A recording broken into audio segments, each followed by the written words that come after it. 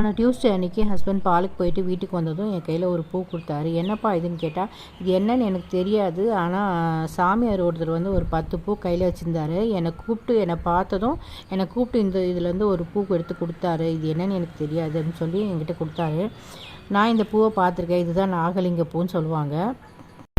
இது ஏன் நாகலிங்க பூன்னு சொல்கிறாங்கன்னு பார்த்தீங்கன்னா, இதுக்குள்ளே அந்த பூ இதழுக்கு சுற்றி பார்த்திங்கன்னா நடுவில் பார்த்திங்கன்னா நாகங்கள் படுத்திருக்க மாதிரியே இருக்கும் அழகாக பாருங்கள். அதுக்குள்ளே பார்த்திங்கன்னா அந்த மேலே இருக்க நாகம் மாதிரி இருக்கு இல்லையா, அதை தூக்கிட்டு பார்த்திங்கன்னா உள்ள லிங்கம் மாதிரி இருக்கும் அழகாக.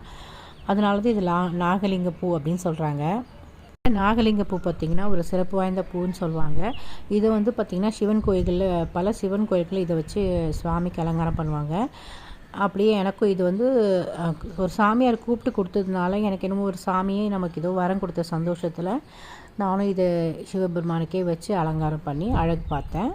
அதனால் எனக்கு ரொம்பவே சந்தோஷமாக போச்சு. இந்த நாகலிங்க பூ நீங்கள் பார்த்தீங்கன்னா கமெண்டில் சொல்லுங்கள். வீடியோ பிடிச்சிருந்தா லைக் பண்ணுங்கள். தேங்க்யூ ஃபார் வாட்சிங்.